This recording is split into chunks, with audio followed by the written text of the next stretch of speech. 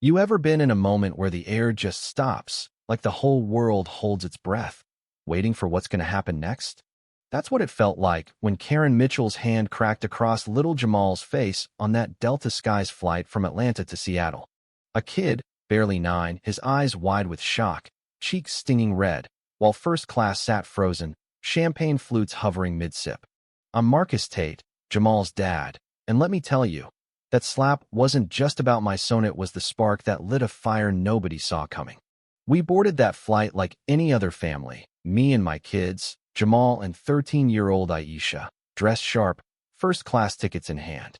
I'm not gonna lie, VE worked my ass off to get here, building a tech empire from a one-bedroom in Detroit to a penthouse in Silicon Valley. They call me the first black billionaire in software, but that day, Karen didn't see a CEO. She saw a black family and decided we didn't belong. Economy's at the back, she snapped, barely glancing at our tickets. I handed them over, cool as ever. Seats 2A to 2C, ma'am. Her eyes narrowed, like she was looking for a fake. Then she muttered, just loud enough. Guess anyone can buy their way up front these days. Aisha caught it, her jaw tightening, but I gave her that look, stay calm, we got this. It didn't stop there. Karen fawned over the white folks across the aisle, pouring their drinks, stowing their bags, all smiles. Us. She ignored Jamal's polite request for apple juice, rolled her eyes when Aisha asked for a blanket. When she finally brought Jamal's drink, she practically tossed it, splashing my $5,000 suit. Your kid needs to watch his hands, she said, no apology, just venom. I pressed the call button, and her boss, Dave, showed up, stripes on his sleeve, acting like I was the problem. Sir, accidents happen, he said, smirking. Maybe you're overreacting. Aisha piped up, voice steady. It wasn't an accident. Dave shot her a look like she'd slapped him, and I knew we were on our own. Things got worse when Jamal, poor kid, whimpered from ear pain. Pressure changes mess with him, doctor's orders. I reached for his eardrops, but Karen swooped in, loud enough for the whole cabin to hear. This isn't a daycare. Control your kid. Across the aisle, a white toddler was screaming, but Karen was all coos and lollipops for them. The double standard burned, but I kept my cool, recording every second on my phone. Then Aisha stood up, polite but firm. Ma'am, my brother's got a condition. He's not being bad. Karen's face twisted, and she shoved Aisha back into her seat, hissing, your kind needs to learn your place. My blood boiled, but I stayed steady, pulling my kids close, knowing this wasn't over. The real gut punch came during meal service. Karen served everyone else hot steak, but our plates? Cold chicken, sauce like glue, Aisha's pasta missing half the ingredients.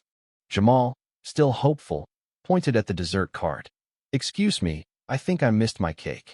Karen spun around, sneering, kids' meals don't get dessert.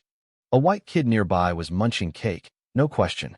Jamal reached for my untouched slice, and that's when it happened. Karen's hand lashed out, smacking his fingers, then his face, hard. Don't touch what's not yours, you little brat. The cabin went dead silent. Jamal's eyes filled with tears, but he held it together, my brave boy. I hit speed dial, calling my contact at Delta Skies board, my voice low. Karen Mitchell just hit my son. I've got it all on video. The plane diverted to Denver, and Karen's smug grin faded when execs and security boarded. You're off this flight, the VP barked, escorting her and the whole complicit crew out. Passengers filmed as Karen lost it at the terminal, screaming slurs, pounding the glass as we taxied away. Social media exploded. Delta racism trended.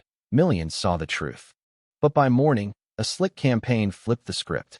Karen, teary on TV, played the victim, claiming Jamal was disruptive, and I played the race card.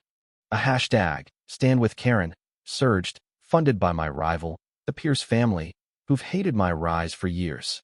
They even got Crestwood Academy, my kids' school, to suspend Jamal and Aisha, saying they were troublemakers. Parents whispered I'd bought my way to wealth, that Jamal deserved it. I didn't flinch. My team dropped unedited videos, certified authentic, showing Karen's every move. We traced her legal fund to Pierce's shell companies, exposing their plot to smear me. The narrative flipped. Headlines screamed, corporate conspiracy targets black billionaire. The Pierce's allies, a shady law firm tied to hate groups, scrambled to distance themselves. But the real blow was personal kids at school sent Jamal hateful messages, orchestrated from Crestwood's own offices. My son, crying, showed me his tablet, and for the first time, my comm cracked. This wasn't just about me, Anna Maria, it was about my kids, about every kid who's ever been targeted for their skin. I'm done playing their game. I've launched a full investigation into this network of hate, from the Pierces to the school to the bots pushing Karen's lies.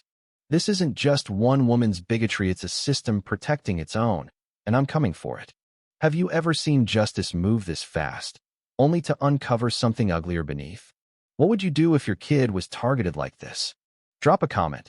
Tell Matos the system bend for the powerful, or can we break it? Hit that like button if you're with me, and subscribe to see how this fight unfolds.